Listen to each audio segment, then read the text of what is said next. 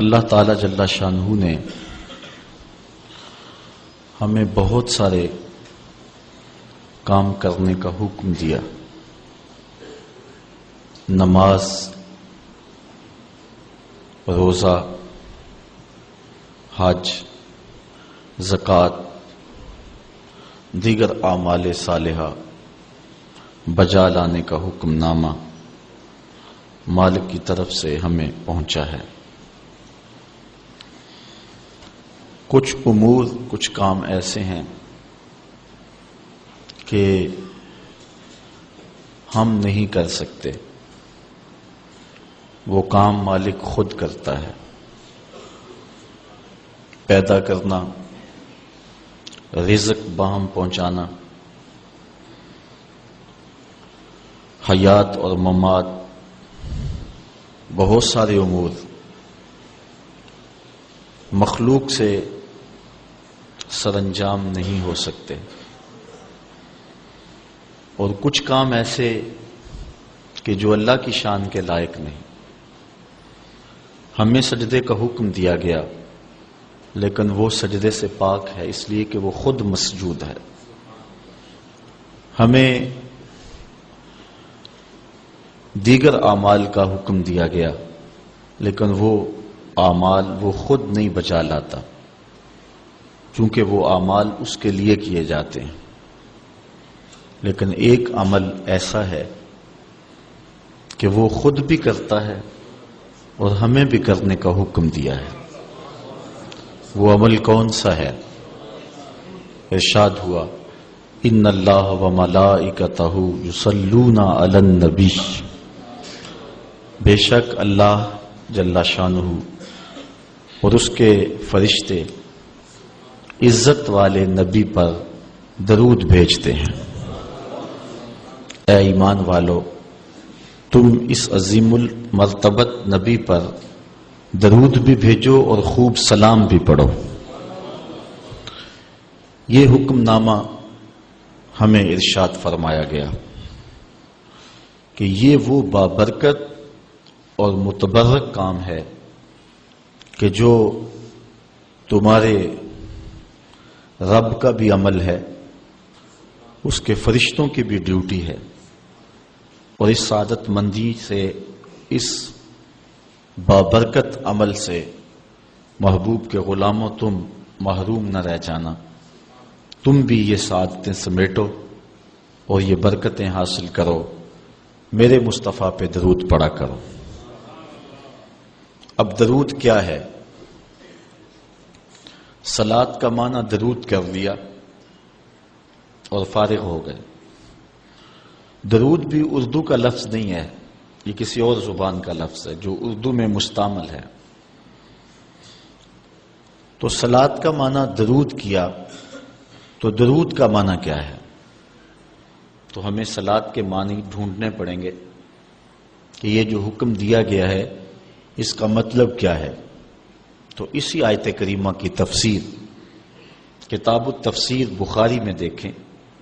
حضرت ابو العالیہ رضی اللہ تعالی عنہ سے مروی ہے کہ یہ جو مصطفیٰ کریم علیہ السلام پر درود پڑھنے کا حکم دیا گیا ہے، جس کو عربی میں صلاۃ اور کسی دوسری زبان میں درود سے تعبیر کرتے ہیں، اس کا مطلب کیا ہے، اس کا مفہوم کیا ہے.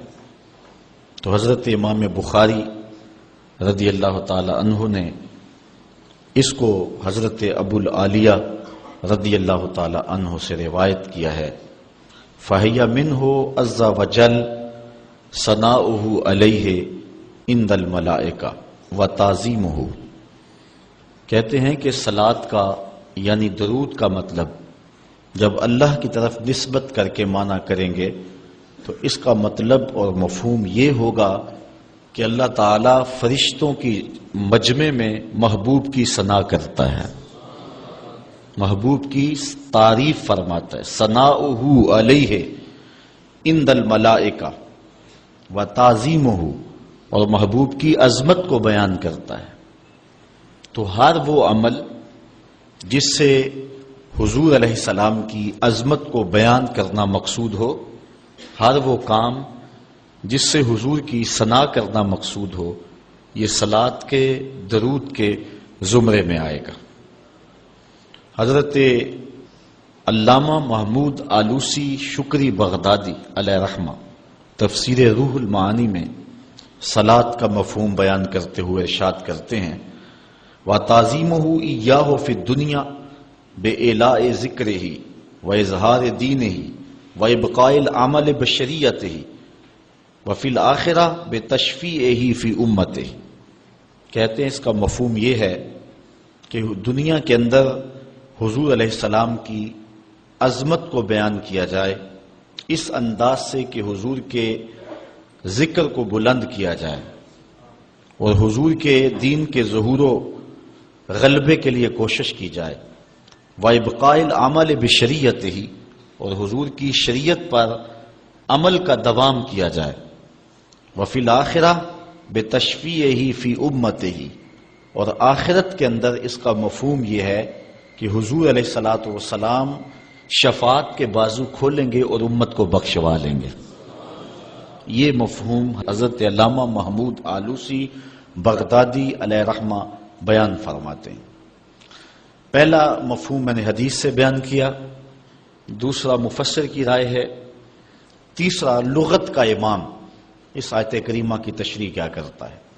حضرت ابن منظور افریقی علیہ رحمہ لسان العرب میں جو کہ لغت کی معتبر کتاب ہے صلاۃ کے مفہوم میں لکھتے ہیں فَمَانَاهُ اس کا معنی یہ ہے عَظِّمْهُ فِي الدُّنْيَا، جب ہم اللہ کی بارگاہ میں عرض کرتے ہیں اللہم صلی علی سیدنا محمد تو اس کا مفہوم کیا، اس کا معنی کیا بنتا ہے؟ تو فرماتے ہیں فَمَانَاهُ اس کا معنی یہ ہے عَظِّمْهُ فِي الدُّنْيَا، اے اللہ دنیا کے اندر محبوب کی عظمت کو اور بلند کر دے۔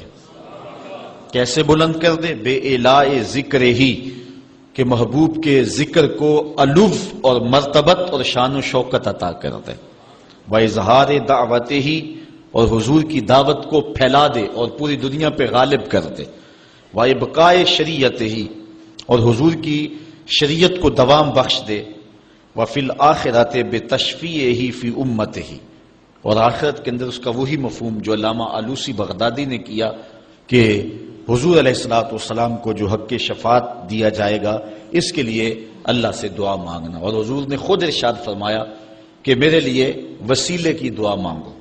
یہ جو ہم اذان کے بعد دعا مانگتے ہیں کہ اللہ ہمارے آقا و مولا کو مقام وسیلہ عطا فرما، اور حضور علیہ السلام کے لیے یہ دعا مانگنا ہے، اور حضور مقام محمود پہ جلوہ فروز ہوں گے اور وہاں حضور کو خاص کلمات دیے جائیں گے جو اس سے قبل نہ کسی نے بولے ہیں نہ اس کے بعد کوئی استعمال کرے گا، وہ حضور کو القاء کیے جائیں گے اور ان خاص لفظوں سے حضور اللہ کی تعریف فرمائیں گے، اللہ کی حمد بولیں گے، اور اس حمد کے صلے میں اللہ تعالیٰ محبوب سے فرمائے گا محبوب مانگتا ہے جو میں تجھے عطا کرتا ہوں۔ تو حضور کیا مانگیں گے؟ خود فرمایا کہ ہر نبی کو اللہ نے دعا کا کوٹا دیا ہے، اس نے وہ دعا دنیا پر ہی مانگ لی، لیکن میں نے اپنی دعا کو آخرت کے لیے بچا کے رکھا ہے، اور وہ کیا ہے کہ میں گناہ گاروں کی شفاعت کے لیے اللہ کے حضور عرض کروں گا۔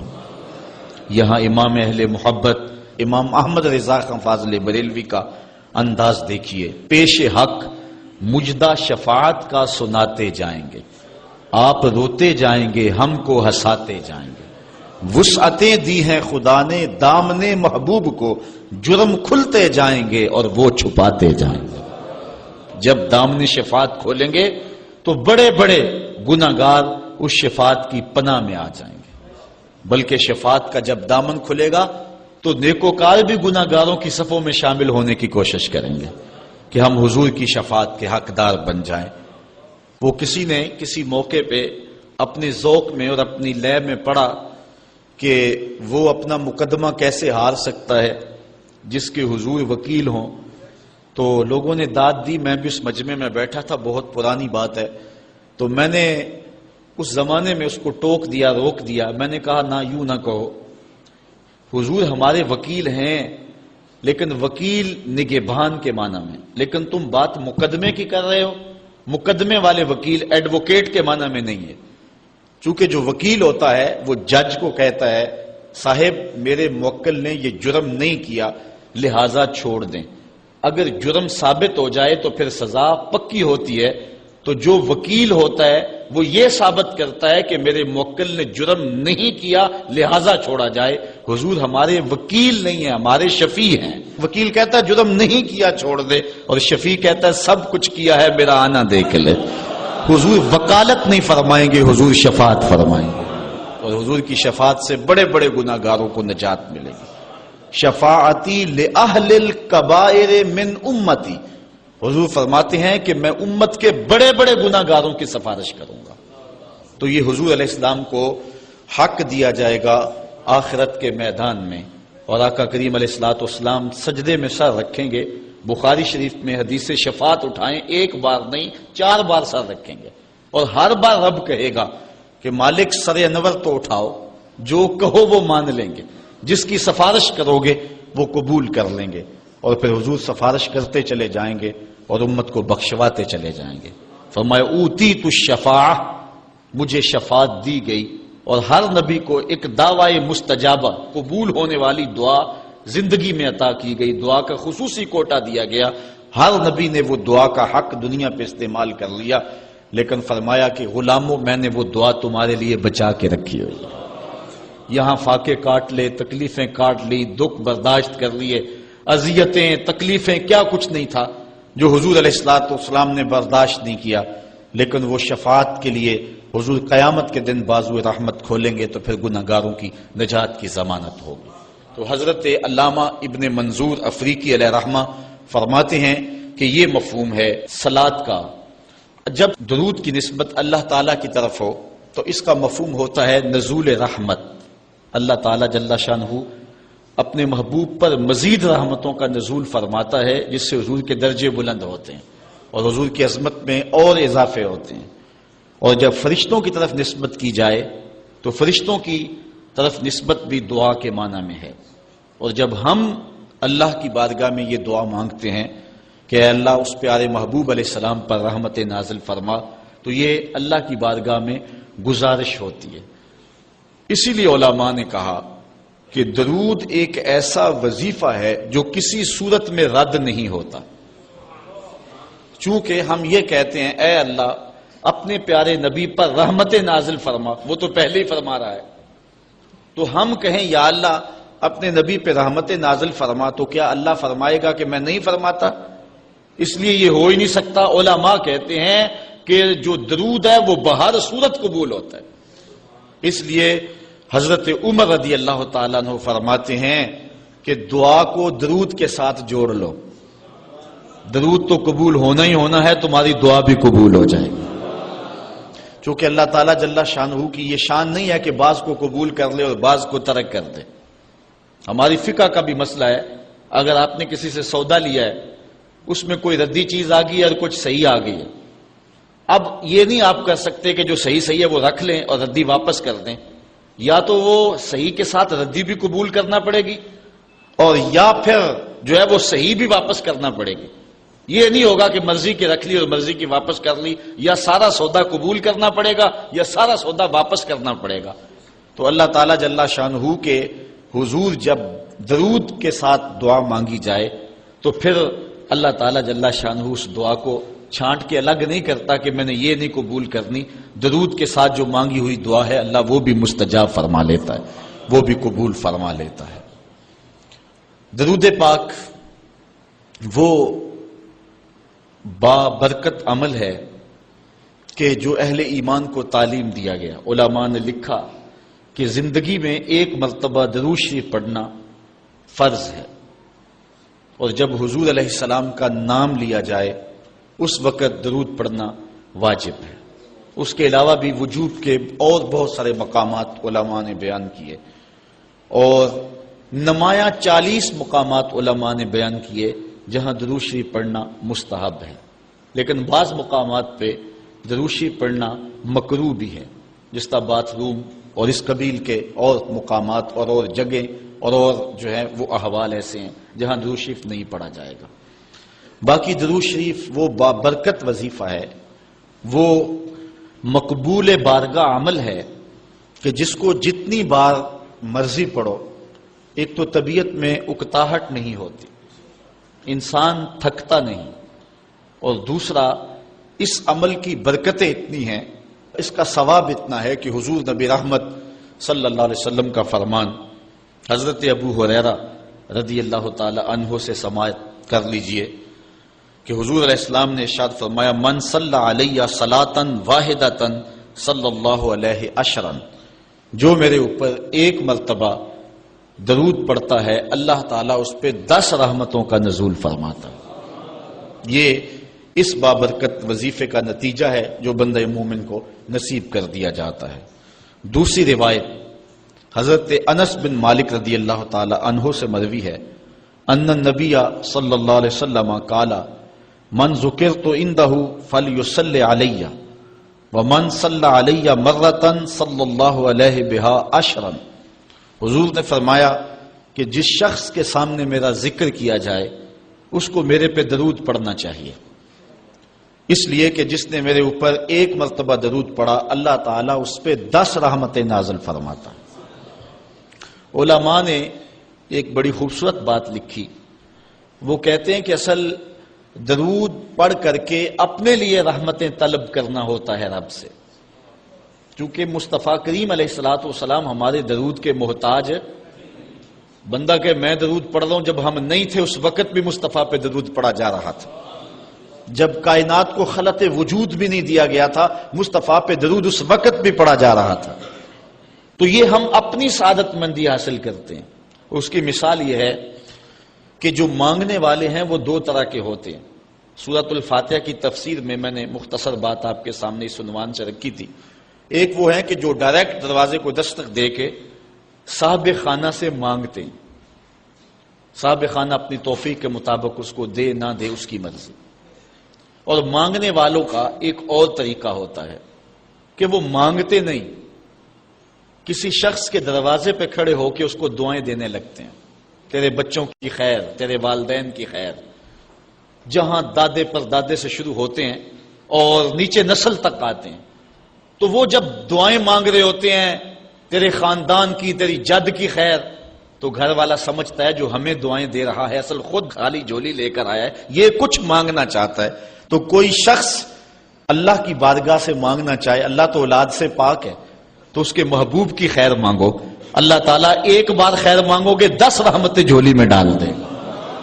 تو یہ مانگنے کا ایک مہذب طریقہ ہے جو اہل ایمان مانگتے ہیں۔ اس لیے اگر سارے وظیفے چھوڑ کے صرف درود پڑھا جائے تو یہ کیسا عمل ہے۔ حضرت ابی بن کعب رضی اللہ تعالیٰ عنہ سے مروی روایت ابھی آ رہی ہے، آپ دیکھیں گے کہ یہ کتنا بابرکت وظیفہ ہے جس کی تعلیم حضور ارشاد فرما رہے ہیں۔ حضور علیہ السلام کا ایک اور فرمان سنیے جس کو امام طبرانی نے اپنی موجم میں روایت کیا ہے۔ حضور نے ارشاد فرمایا من صلی علیہ صلاۃ واحدۃ صلی اللہ علیہ عشرا، جو میرے اوپر ایک مرتبہ درود پڑھتا ہے رب تعالیٰ اس پر 10 رحمتیں نازل کرتا ہے۔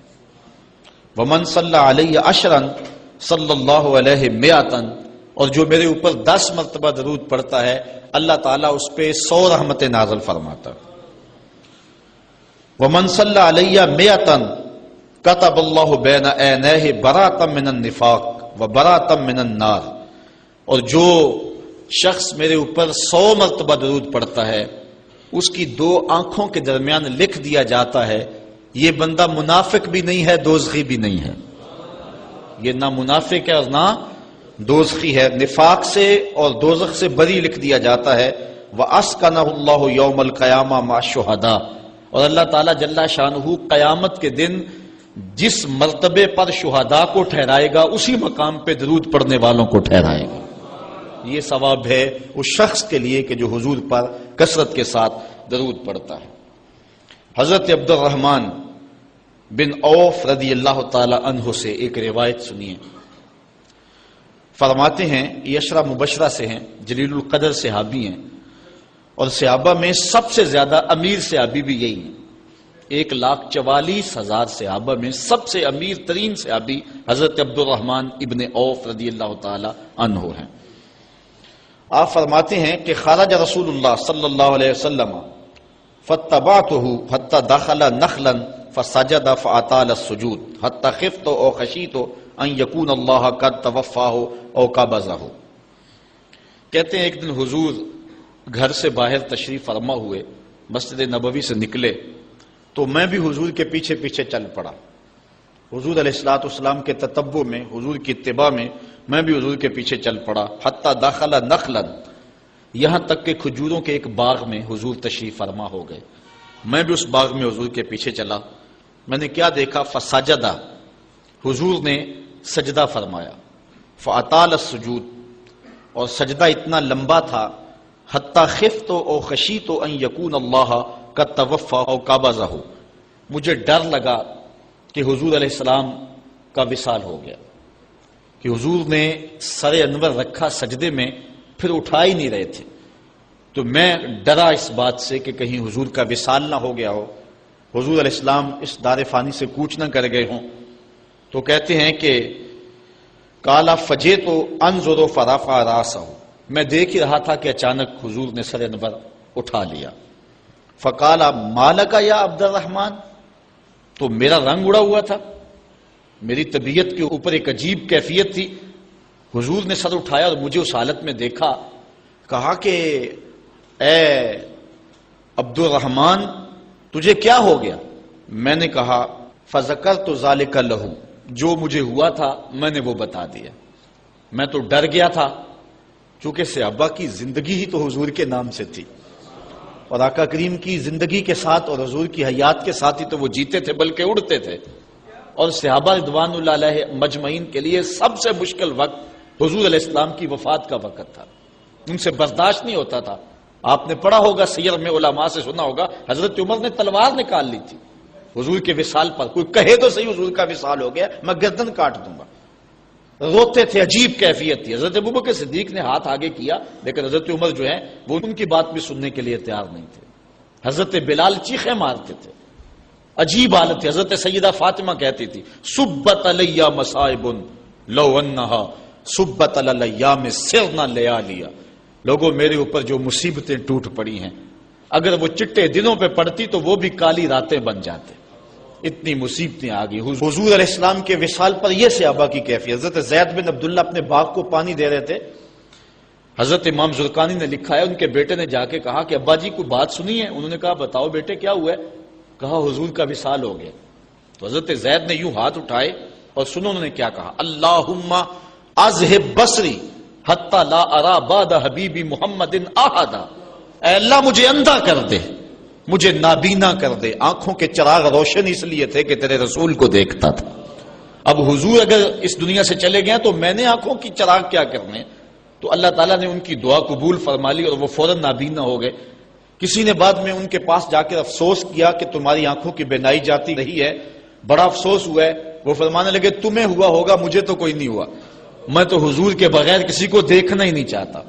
اور اعلیٰ حضرت فرماتے ہیں کون نظروں پہ چڑھے دیکھ کے تلوا تیرا، جس نے آپ کو دیکھا پھر وہ کسی کو جو ہے وہ اور کیوں دیکھے۔ تو یہ صحابہ کی کیفیت تھی۔ بلکہ غدابہ نامی اونٹنی جس پہ حضور سواری کیا کرتے تھے، کتب میں آتا ہے، صحیح روایات ہیں، وہ حضرت فاطمہ الزہرا کی دہلیز پر سر رکھ کے رویا کرتی تھی، اور وہ یافور نامی دراز گوش جس پہ حضور سواری کیا کرتے تھے، جس کو ہم اپنی زبان میں گدھا کہہ لیتے ہیں لیکن نسبت رسول سے ہوگی تو پھر اس کو دراز گوش کہیں گے، تو وہ قبیلہ بنو سلیم کے کنویں میں چھلانگ لگا کے مر گیا کہ جب حضور چلے گئے ہیں تو ہم نے جی کے کیا لینا ہے۔ یہ کیفیت جانوروں کی تھی۔ اللہ اکبر۔ تو حضور کی جدائی کا صدمہ کون برداشت کرے؟ آپ نے سنا نہیں کہ اس طرح حنانہ حضور کے فراق میں کیسے تڑپ تڑپ کے روتا تھا؟ صحاح میں روایت ہے، لگتا تھا جس طرح پھٹ جائے گا، اور آقا کریم ممبر سے نیچے اترے اور آقا نے اس کو دونوں ہاتھوں میں لیا، پھر تسلی دی، اور ایسے لگا جس طرح کہ بچھڑا ہوا بچہ ماں کی گود میں آ جائے تو اس کی گگھی بن جاتی ہے، یہ کیفیت ہوئی۔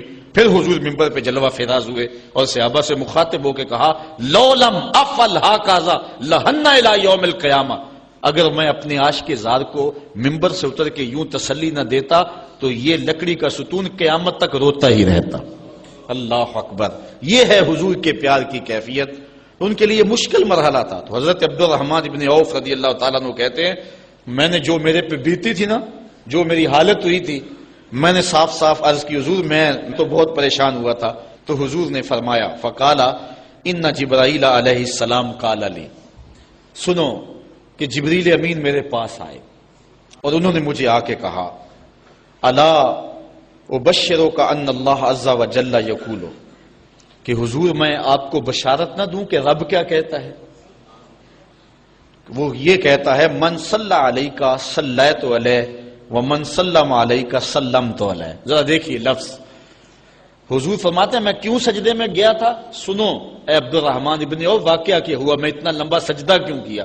کہا میرے پاس جبریل آئے اور جبریل نے مجھے رب کا سندیشہ دیا، پیغام دیا کہ محبوب آپ کا رب کہتا ہے کہ آپ کا جو امتی آپ پہ درود پڑے گا میں رب ہو کے اس پہ درود پڑھوں گا، اور جو آپ کا امتی آپ کو سلام کہے گا میں رب ہو کے اس کو سلام کروں گا۔ تو حضور فرماتے ہیں فسجدت للہ شکرا، تو پھر میں سجدہ نہ کرتا، پھر میں شکر کا سجدہ نہ کرتا اور میرا سجدہ لمبا نہ ہوتا کہ اتنا کرم ہوا کہ میرا اگر غلام مجھ پہ درود بھیجے تو رب اس پہ درود بھیجتا ہے۔ اللہ اکبر، یہ کرم نوازیاں اس شخص پر کہ جو حضور نبی رحمت صلی اللہ علیہ وسلم پر درود بھیجتا ہے۔ آئیے حضرت عبداللہ ابن مسعود رضی اللہ تعالی عنہ سے ایک روایت سنتے ہیں، کہتے ہیں کہ ان للہ ملائکۃ سیاحین یبلغون عن امتی السلام، اللہ کے کچھ فرشتے ہیں جن کی ڈیوٹی یہ ہے وہ دھرتی پر گھومتے ہیں، پوری دنیا پہ چکر لگاتے ہیں، اور کرتے کیا ہیں؟ جہاں جہاں بھی کوئی شخص میرے اوپر سلام بھیجے تو وہ اس امتی کا سلام میرے تک پہنچاتے ہیں کہ حضور آپ کے فلاں امتی نے آپ تک جو ہے وہ سلام بھیجا ہے۔ اور دوسری روایت حضرت حسن رضی اللہ تعالیٰ عنہ اپنے باپ حضرت علی المرتضیٰ سے روایت کرتے ہیں کہ حضور علیہ السلام نے ارشاد فرمایا حیث ما کنتم فصلوا علی فإن صلاتکم تبلغنی، فرمایا علی جہاں بھی رہو میرے اوپر سلام پڑھا کرو، تمہارا سلام مجھے پہنچتا ہے، جہاں بھی رہو میرے اوپر سلام پڑھنے کو عمل کو نہ چھوڑنا۔ قیامت کے دن حضور علیہ السلام کی سب سے زیادہ قربت کس شخص کو نصیب ہوگی؟ تو وہ روایت ہے حضرت عبداللہ ابن مسعود رضی اللہ تعالی عنہ سے کہ حضور نے فرمایا ان اول الناس بی یوم القیامہ اکثرہم علی صلاۃ، قیامت کے دن میرا سب سے زیادہ قریبی شخص وہ ہوگا کہ جو میرے اوپر کثرت کے ساتھ درود پڑھا کرتا ہے۔ حضرت ابی بن کعب رضی اللہ تعالیٰ عنہ کی وہی روایت جو میں نے جس کا اشارہ دیا، روایت کرتے ہیں کان رسول اللہ صلی اللہ علیہ وسلم اذا ذهب ربع اللیل قام فقال یا ایھا الناس اذکروا اللہ جاءت الراجفہ تتبع الرادفہ جاء الموت بما فیہ جاء الموت بما فیہ۔ کہتے ہیں کہ حضور علیہ الصلوۃ والسلام جب رات کا چوتھائی حصہ باقی رہ گیا تو آقا کریم علیہ السلام نے لوگوں کو بیدار کیا، لوگوں کو جگایا کہ اٹھو اللہ کا ذکر کرو، قیامت آنے والی ہے، موت آنے والی ہے۔ حضور نے صحابہ کو بیدار کیا۔ قال ابی بن کعب رضی اللہ تعالیٰ عنہ، حضرت ابی بن کعب رضی اللہ تعالیٰ عنہ فرماتے ہیں یہ جلیل القدر سے آبی ہیں اور حضور علیہ الصلوۃ والسلام ان سے قرآن سنا کرتے تھے، بلکہ ایک دن حضور گزر رہے تھے، حضرت ابی بن کعب رضی اللہ تعالیٰ عنہ تلاوت کر رہے تھے، حضور رک کے سننے لگے۔ اگلے دن ملاقات ہوئی تو فرمایا ابی میں گزر رہا تھا، تو تلاوت کر رہا تھا اور میں سنتا رہا۔ تو حضرت ابی نے کہا حضور اگر مجھے پتہ چل جاتا نا کہ آپ سن رہے ہیں تو میں اور سوار کے پڑھتا۔ محدثین شارحین لکھتے ہیں کسی کے دکھلاوے کے لیے قرآن سوار کے پڑھنا ریاکاری ہے، لیکن اگر حضور کے دکھلاوے کے لیے پڑھا جائے یہ ریاکاری نہیں ہے، یہ عین دین ہے۔ تو حضرت ابی بن کعب رضی اللہ تعالی عنہ کہتے ہیں کہ میں نے حضور کی خدمت میں عرض کی فقلت، تو میں نے عرض کی یا رسول اللہ صلی اللہ علیہ وسلم میں آپ پر بہت زیادہ درود شریف پڑھتا ہوں، فکم اجعل لک من صلاتی، تو مجھے بتا دیں کہ میں آپ پہ کتنا وقت درود پڑھا کروں۔ قال ما شئت، کہا جتنا تو پڑھ سکتا ہے، جتنا تیرے پاس وقت ہے، جتنی تیری مرضی ہے، میں کوئی مقرر نہیں کرتا۔ قال قلت، تو میں نے کہا الربع، میں چوتھا حصہ درود پڑھا کروں گا، باقی 3 حصے باقی وظیفے کر لیا کروں گا۔ قال ما شئت، حضور نے فرمایا تیری مرضی، وَإِن زِدْتَ فَهُوَ خَيْرٌ لَكَ، لیکن اگر درود زیادہ پڑھے نا تو تیرے لیے ہوگا بہتر۔ ویسے تو اگر چوتھا حصہ پڑھے، باقی 3 حصے باقی وظیفے پڑھ لے، لیکن اگر ایسا کرے تو تیرے لیے بہتر ہوگا، زیادہ اگر پڑھ لے۔ قال کہتے ہیں فقلت، تو میں نے کہا فثلثین، میں 2/3 پڑھ لیا کروں گا۔ قال ما شئت، فرمایا جس طرح تیری مرضی۔ فَإِن زِدْتَ فَهُوَ خَيْرٌ لَكَ، لیکن اگر تو درود کو زیادہ کر لے تو یہ تیرے لیے بہتر ہوگا۔ قلت النصف، میں نے عرض کی حضور میں آدھا وقت درود پڑھ لیا کروں گا، باقی آدھا وقت دیگر وظائف پڑھ لیا کروں گا۔ قلت، جب میں نے یہ بات کہی تو حضور نے فرمایا ما شئت، جو تیری مرضی، جو تیرے دل میں آئے۔ وَإِن زِدْتَ فَهُوَ خَيْرٌ لَكَ، لیکن اگر تو درود کو اور زیادہ کر دے تو تیرے لیے ہے بہتر۔ کہتے ہیں کہ میں نے عرض کی اجل لک صلاتی کلھا، حضور پھر میں سارا وقت درود ہی پڑھ لیا کروں گا، میں سارا وقت درود ہی پڑھ لیا کروں گا۔ تو آقا کریم نے فرمایا پھر تجھے دنیا کی تکلیفیں بھی نہیں پہنچیں گی اور آخرت میں بھی تجھے نجات مل جائے گی، کیونکہ انسان وظیفہ 2 مقاصد کے لیے کرتا ہے۔ میری دنیا کے معاملات ٹھیک ہو جائیں، کچھ وظائف اس لیے پڑھتا ہے، یا پھر میری آخرت ٹھیک ہو جائے اس لیے وظائف پڑھتا ہے۔ 2 ہی غرضیں ہوتی ہیں وظائف پڑھنے سے۔ لیکن حضور نے فرمایا اگر تو سارا وقت درود پڑھتا رہے تو پھر تیری دنیا بھی ٹھیک ہو جائے گی، تیری آخرت بھی ٹھیک ہو جائے گی، تیرے سارے معاملے ٹھیک ہو جائیں گے۔ اللہ اکبر۔ اور حضور علیہ السلام کا یہ ایک اور فرمان سنیے جس کو حضرت انس رضی اللہ تعالیٰ عنہ روایت کرتے ہیں۔ حضور علیہ السلام نے ارشاد فرمایا من صلی علی فی یوم 1000 مرہ لم یمت حتی یری مقعدہ من الجنہ، جو ایک دن میں 1000 مرتبہ میرے اوپر درود پڑے وہ اتنی دیر تک مرے گا نہیں جب تک جنت میں اپنا ٹھکانہ نہیں دیکھ لیتا۔ یہ اللہ تعالیٰ اس کو خاص نور نصیب فرمائے گا۔ اور آئیے سنیے حضور علیہ السلام کیا ارشاد فرما رہے ہیں۔ حضرت ابو درداء رضی اللہ تعالی عنہ سے روایت ہے، امام ابن ماجہ نے اپنی سند سے اس کو روایت کیا ہے۔ قال قال رسول اللہ صلی اللہ علیہ وسلم اکثروا علی من الصلاۃ کل یوم الجمعہ فإنہ مشہود تشہدہ الملائکہ، حضور نے فرمایا کہ ہر جمعے کے دن میرے اوپر کثرت کے ساتھ درود پڑھا کرو، چونکہ یہ یوم مشہود ہے، اس دن فرشتے حاضر ہوتے ہیں، تو جمعے کے دن کثرت کے ساتھ باقی دنوں کی نسبت میرے اوپر درود پڑھا کرو۔ تو وَإِنَّ أَحَدًا لَن يُصَلِّيَ عَلَيَّ إِلَّا أُرِدَتْ عَلَيَّ صَلَاتُهُ حَتَّى يَفْرُغَ مِنْهَا، اس لیے کہ تم میں سے جو کوئی میرے اوپر درود پڑھتا ہے جب تک فارغ نہیں ہو جاتا اس کا درود جو ہے وہ میرے اوپر پہنچا دیا جاتا ہے۔ قالا، تو حضرت ابو درداء کہتے ہیں قل، تو میں نے کہا وَبَعْدَ الْمَوْتِ، حضور جب آپ اس دنیا سے چلے